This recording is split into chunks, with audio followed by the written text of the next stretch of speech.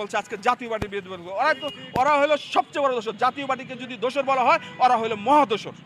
BP নূর হচ্ছে ইসরায়েলের agent, গণ অধিকারের। ওর দল তো শুক্র 8 দিন। ও তো হচ্ছে বিকাশ নূর, ওর তো কোনো অধিকার নেই আমাদের দল সম্বন্ধে বলার। বিপি নূর হচ্ছে ইসরায়েলের এজেন্ট। তারপরে এই যে আপনার এই যে বিভিন্ন ধরনের অভিযোগ ওর নামে, আমাদের কয়জন জাতীয় পার্টির কয়জনের নামে আমাদের অভিযোগ আছে দেখান তো দেখি।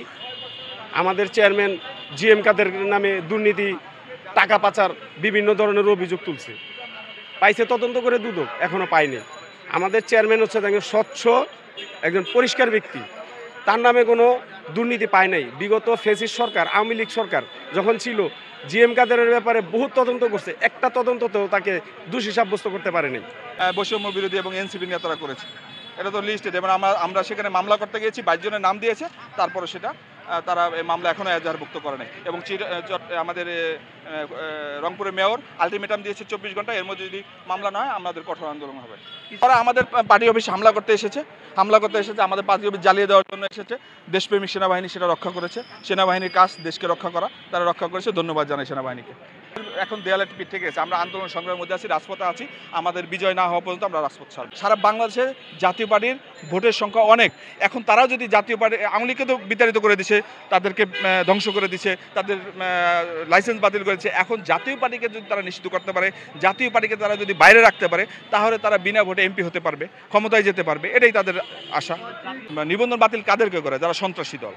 জাতীয় পার্টি শান্তিপ্রিয় দল, আপনারা সবাই জানেন, বাংলাদেশের প্রত্যেকটা মানুষ জানে। হুসাইন মোহাম্মদ এরশাদের যে প্রতিষ্ঠিত দলটি, এখানে যারা আছে সবাই ভদ্রলোক। আপনি দেখেন 111-এর মতো সময় সব দলের নেতা নেত্রীদের অ্যারেস্ট করছে, দুর্নীতি পেয়েছে। জাতীয় পার্টির একজন লোককে দুর্নীতি পাবেন? এখনও পাবেন? সারা বাংলাদেশ খুঁজেও আমাদের একটা নেতাকর্মীর বিরুদ্ধে দুর্নীতি পাবেন না। এই জন্য এটাকে তারা ভয় পায়, কারণ আগামী নির্বাচনে যে জাতীয় পার্টি অংশগ্রহণ করে তার বিপুল ভোটে নির্বাচিত হবে, এই ভয় পায়। জাতীয় পার্টিকে বাইরে রেখে তারা নির্বাচিত হতে চায়। জাতীয় পার্টির পক্ষ থেকে বলছি, পল্লীবন্ধু হোসেন মোহাম্মদ এরশাদ যখন এই রাষ্ট্রনায়ক ছিল, রাষ্ট্রের ক্ষমতায় ছিল বাংলাদেশের, তখন থেকে কারো এলাকা ছেড়ে, অন্য দলের লোকও তো ছিল তখনকার, কোনো দলের নেতা কর্মীর এলাকা ছেড়ে, গ্রাম ছেড়ে, মহল্লা ছেড়ে পালিয়ে যেতে হয় না চোরের মতো। তারা কিভাবে সন্ত্রাস ছিল হইল? হ্যাঁ, জাতীয় পার্টির নেতাকে স্বৈরাচার বললো কিভাবে? তাদের মনসমতা নাই, তাদের বিবেক নাই। এখন দেখেন আপনারা, যেই দলই ক্ষমতায় আসুক না কেন, এলাকা ছেড়ে, মহল্লা ছেড়ে, গ্রাম ছেড়ে চোরের মতো পালিয়ে যেতে হয়। এই ধরনের তো পল্লীবন্ধু হোসেন মোহাম্মদ এরশাদের আমলে পালিয়ে যেতে হয় না চোরের মতো। তারা কিভাবে সন্ত্রাস হয়, তাদের অফিস কিভাবে ভাঙচুর করে, তাদের অফিসে কিভাবে আক্রমণ করে, কিভাবে হয়রানি করে নেতাদের, এবার এটা তো দেশের সমালোচনার মাধ্যমে ভাইরায়, কেন আইনসঙ্গত কাজ নয়, এটা আইনের বিরোধীও।